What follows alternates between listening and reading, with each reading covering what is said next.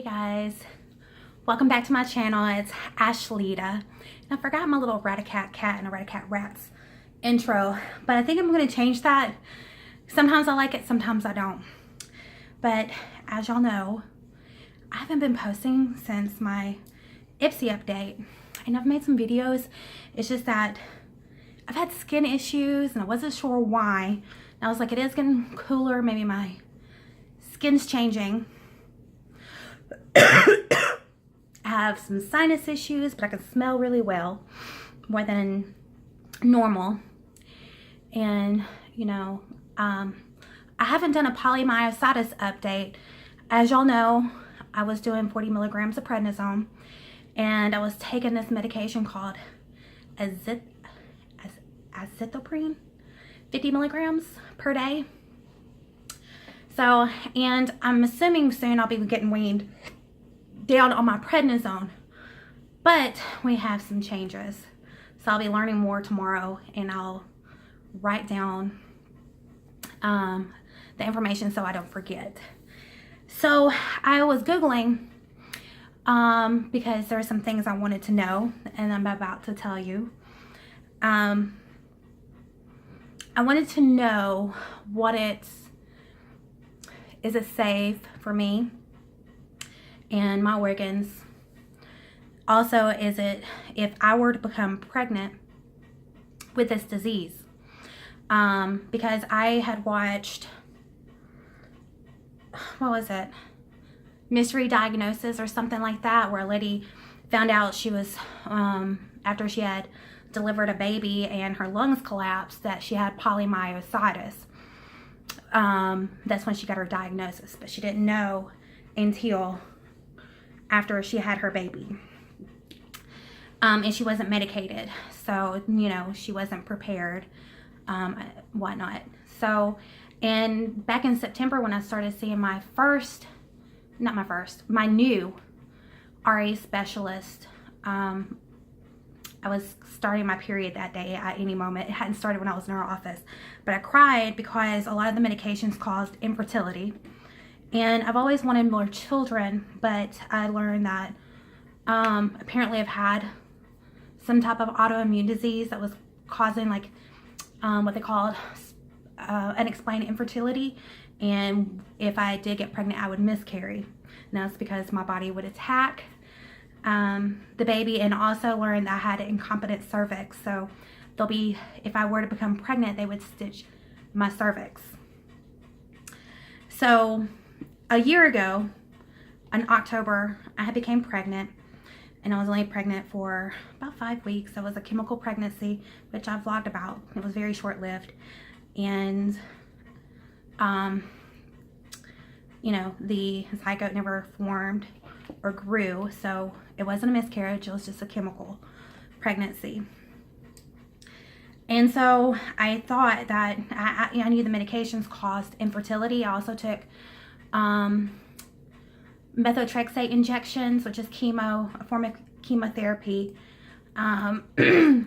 which also causes infertility. So I just had accepted that I would never have children. I already have one.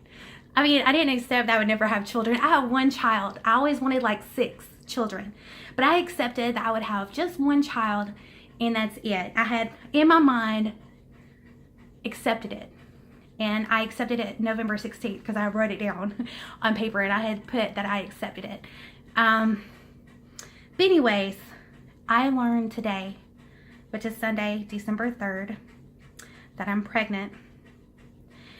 And oddly enough, I'm high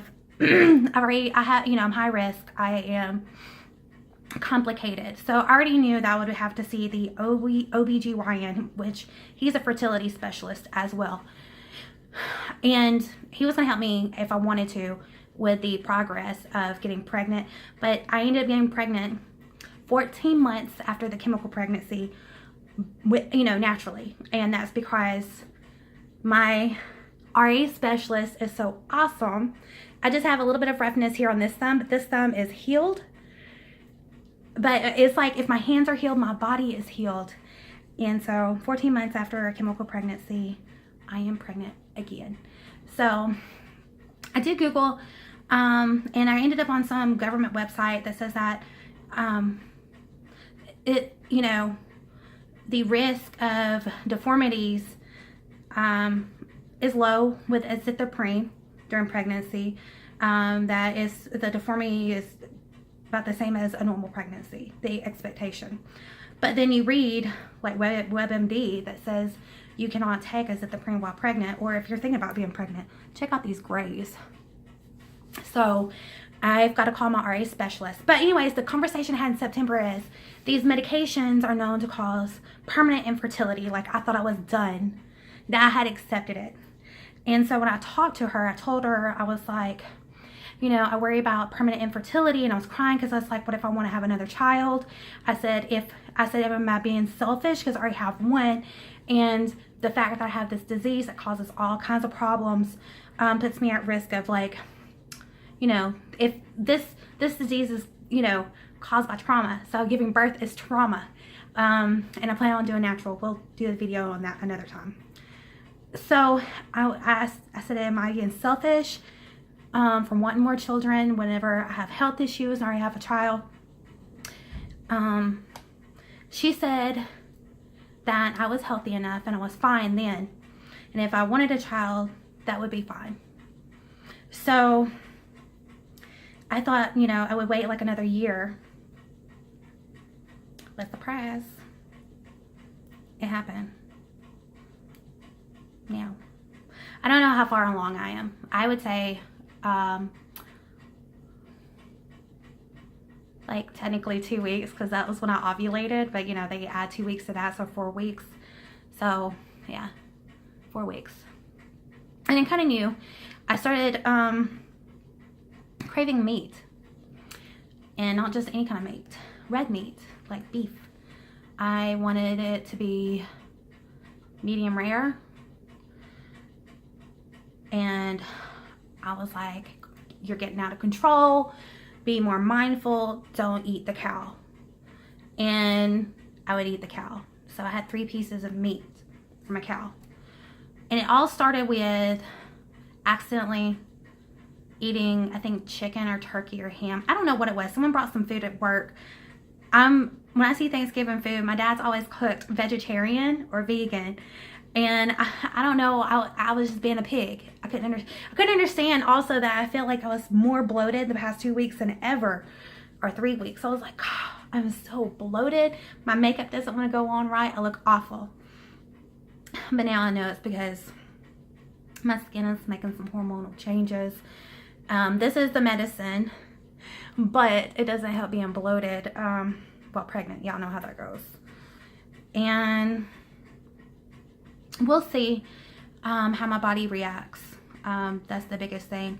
So, you know, I have had, this will be the 5th pregnancy, and I've only had 1 successful birth.